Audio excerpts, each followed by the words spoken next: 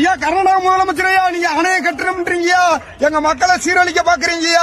ஐயா உங்களுக்கு முன்னத்திலேயே எங்களுக்கு அணைய கட்ட தெரியுமியா.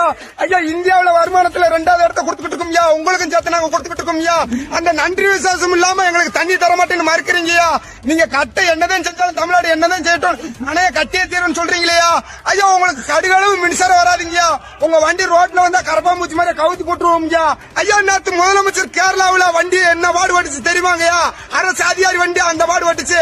தமிழ்நாட்டுல கர்நாடகா வண்டி என்ன பாடுபடும் உங்களுக்கு தெரியுமையா. நாங்க தமிழர்களுங்கயா செய்வோம்யா, இறக்கமானவர்களையா அரவணைப்போம்யா. எங்களை எதிர்த்தா கொடூரமா இருப்போம்யா. ஐயா பிரதமர் மோடி ஐயா இதை நீங்க தடுத்து நிப்பாட்டுங்கயா. எங்க மக்கள் பாவம்யா.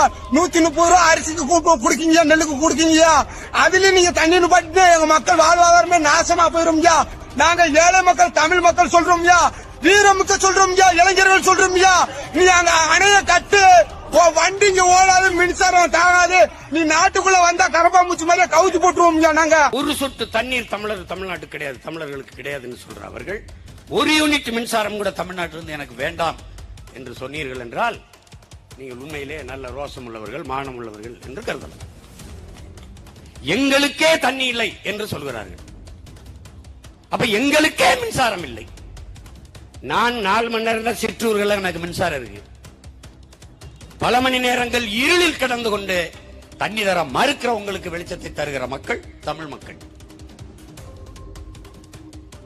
36 ஏக்கர் 26 ஏக்கர் என்னுடைய விளைநிலங்களை பறித்து நிலக்கரி எடுத்து அதிலிருந்து மின்சாரம் தயாரித்து எல்லா மாநிலங்களுக்கும் பிரித்து கொடுக்கிறது இந்திய ஒன்றிய அரசு. அப்படியே தண்ணீரை தர முடியல.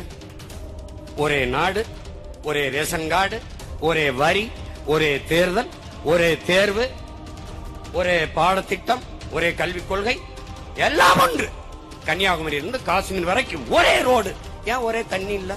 சீமான் விருப்ப அரசியல் பேசுவார், இனவாத அரசியல் பேசுவார், புடுங்குறத பேசுவார். இப்பெல்லாம் எங்க இருக்கீங்க நீங்க? வெறுப்பு. நாங்கள் பேசுவது இன உரிமை அரசியல்.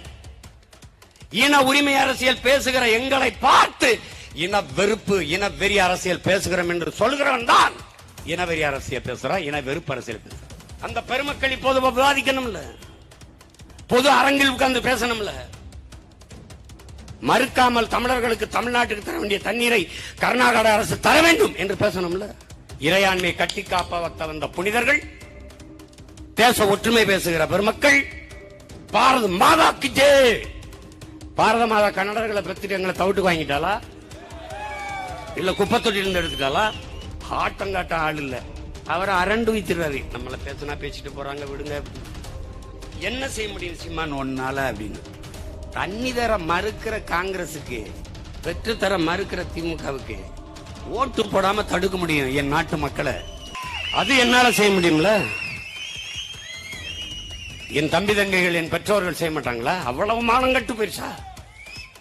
என் இனத்தை கொத்து கொத்தா நீ கொண்டு குவிப்ப, நீ கூட நின்று அந்த துரோகத்துக்கு கும்மி அடிப்ப. ஆனாலும் நான் மானம் கட்டு உனக்கு ஓட்டு போட்டுறணும், அதிகாரத்தை கொடுத்துடணும். கச்சத்தீவை யாரும் கேட்காம எடுத்து கொடுத்துருவ. அதை நான் மீன் பிடிக்க வரும்போது எல்லை தாண்டி வந்துட்டான். என்னடா கடல் எங்கடா இல்ல? டோல்கட் மாதிரி ஒண்ணு போட்டு வச்சிருக்கியா? சொல்லு. கேரளாவில் இருந்து மலையாளிகள் எல்லை தாண்டி மீன் பிடிக்க வர்றாங்களா இல்லையா? ஒரே பேச்சு. வர்றாங்களா இல்லையா? வர்றாங்க. ஏன் அவனை பிடிக்கிறது இல்ல? ஏன் அவனை சொல்றது இல்ல? ஏன் அவன் படகு பறிக்கிறது? ஏன் அவன் வலைய இருக்கிறது? ஏன் அவனை சிறை பிடிக்கிறது இல்ல? பிடிக்க மாட்டான். ஏன்? அவனுக்கு அப்பன் தலைவனா இருக்கான். நமக்கு கச்சத்தீவை எடுத்து கொடுத்தாச்சு. திருப்பி எடு. நீண்ட கால கோரிக்கை. நீண்ட காலமா திருப்பி எடு. 2 கட்சிகளும் தேர்தல் அறிக்கையில கச்சத்தீவை மீட்கிறதற்கு போராடுவோம். நாம வந்துட்டோம். கட்சி ஆரம்பிச்ச பிறகு ஐயா கருணாநிதியோட தேர்தல் அறிக்கையில் கச்சத்தீவை மீட்க தீவிரமாக போராடுவோம். அந்த வார்த்தையை சேர்க்கிறது. இதுவரைக்கும் போராடி இருக்காங்க, இப்ப கொஞ்சம் தீவிரம்.